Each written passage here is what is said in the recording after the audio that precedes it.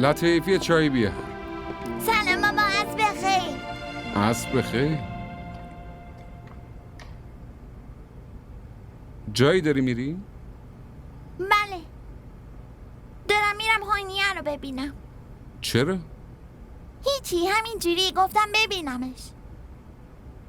کجا ببینیش؟ خونه‌شون دیگه، پس کجا؟ از من که اجازه نگرفتی. اشتباه از منه. باشه، حالا میشه برم؟ منم بیام؟ بابا بس دیگه، شما بیاین شک میکنه. به کی؟ شکی دیگه بابا، ممکنه به منم شک کنه. برم؟ شما همه میبینیم. خداحافظ. خداحافظ.